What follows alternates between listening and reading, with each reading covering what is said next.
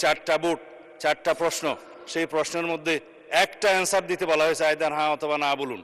কিন্তু চারটা বোর্ডে তো চারটা প্রশ্ন থাকা উচিত ছিল যে আমরা কোন কোন প্রশ্নে হ্যাঁ বলবো, কোন কোন প্রশ্নে না বলবো। জুলাই জাতীয় সনদের সমঝোতা হয়নি, এটা একটা জবরদস্তিমূলক আরোপিত আদেশ করে সেই আদেশের একটা প্রশ্ন গণভোটের মধ্যে দেয়া হলো, যেটা আমার পড়তে লাগছে 3.5 ঘন্টা। জনগণ সেটা পড়ে হ্যাঁ এবং না দিয়েছে কিনা আমি জানি না। সংবিধানে আগে সংস্কার আসতে হবে, সংবিধানের সংশোধন আসতে হবে।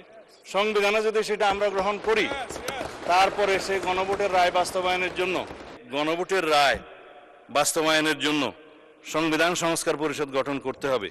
মানলাম আমরা নির্বাচিত হয়েছি সাংবিধানিক ভোটে। নির্বাচন কমিশনের দুইটাই এখতিয়ার, একটা হচ্ছে জাতীয় সংসদের নির্বাচন অনুষ্ঠান করা, আর একটা হচ্ছে রাষ্ট্রপতির নির্বাচন অনুষ্ঠান করা। এটা হচ্ছে কনস্টিটিউশনাল ম্যান্ডেট, যেটা নির্বাচন কমিশন পালন করতে বাধ্য। কিন্তু আরেকটা আইন হয়েছে গণভোটের জন্য, এটা আমরাও প্রস্তাব করেছিলাম, যেহেতু আইনি ভিত্তি চেয়েছেন সবাই জুলাই জাতীয় সনদের, যে জনগণ কি বলে আমরা দেখি। সেখানে জুলাই জাতীয় সনদ যেভাবে স্বাক্ষরিত হয়েছে, রাজনৈতিক সমঝোতার দলিল হিসেবে ঐতিহাসিকভাবে যেটা স্বাক্ষরিত হয়েছে, তার উপর ভিত্তি করে জুলাই জাতীয় সনদের পক্ষে এদেশের জনগণ আছে কি নাই সেই প্রশ্নে গণভোট হতে পারে। এবং সেটা একদিনে হবে না, 2 দিনে হবে, সেই বাহাস অনেকদিন হয়েছে, অতঃপর একদিনে অনুষ্ঠিত হয়েছে।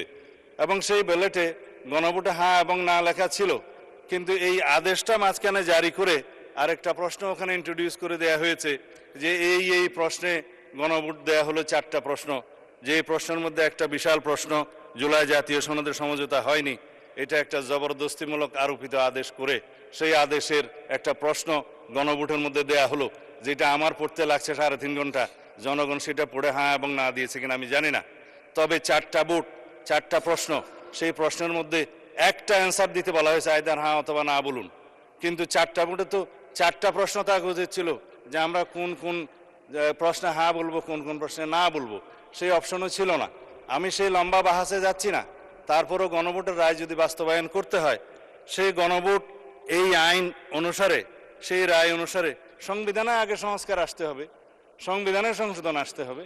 সংবিধানে যদি সেটা আমরা গ্রহণ করি, তারপরে সেই গণভোটের রায় বাস্তবায়নের জন্য, তখন সংবিধান যদি এটা কন্টেইন করে, ধারণ করার পরে, তখন যদি পরিষদের সদস্য হিসেবে শপথ নিতে হয়, সেটা তখনকার ব্যাপার হবে। সেটা আমরা let us have debate on it. তবে এখন এই সংবিধান সংশোধনের জন্য আমরা এই সেশনে বিল আনতে পারবো কিনা সেটা যথেষ্ট সন্দেহ আছে। এই কারণে যে 133টা অধ্যাদেশ এখানে উত্থাপিত হয়েছে প্রথম দিনে, আজকে হয়তো মাননীয় আইনমন্ত্রী সেগুলা বিশেষ কমিটি দেওয়ার জন্য প্রস্তাব করতে পারেন। তারপরে সেটা স্ক্রুটিনি হবে, রিপোর্ট পেশ হবে, সময় আছে 30 দিন। এটা কোনো কার্য দিবস নয়, পঞ্জিকা দিবস। 30 দিনের মধ্যে এই অধ্যাদেশগুলো সম্পর্কে আমাদেরকে ফয়সালা করতে হবে। এখন সেই অধ্যাদেশগুলো ফয়সালা করতে যেয়ে 15 দিন এখন লম্বা ছুটিতে, 29 তারিখের আগে আপনি আর সেশন করতে পারছেন না আজকের পরে। তখন এগুলো করতে করতে এই সেশন চলে যাবে। তারপরের সেশনে আপনার বাজেট অধিবেশন, বাজেট অধিবেশনের সময় যদি আপনারা অ্যালাউ করেন যে সংবিধান সংশোধনের বিষয়ে এই হাউস সিদ্ধান্ত নেয়, কার্য উপদেষ্টা কমিটিতে যদি সিদ্ধান্ত হয়, তখন বাজেটের এই সেশনের মধ্যেও সংবিধান সংশোধনের জন্য কমিটি করে তারা এই জুলাই জাতীয় সনদকে সেখানে ধারণ করে সংবিধান সংশোধনের জন্য বিল উত্থাপন করতে পারে। সেই বিলটা তারপর আলোচনা হবে, পাশ হবে, সেটা তখন সেই সেশনে করা যাবে কিনা আপনারা সিদ্ধান্ত নেবেন। আমি পজিটিভলি যাচ্ছি, আমি কোনো কিছু অস্বীকার করছি না। জনরায়কে সম্মান দিতে হবে, কিন্তু সেটা সাংবিধানিকভাবে দিতে হবে, আইনগতভাবে দিতে হবে। এখানে ইমোশনের কোনো জায়গা নেই।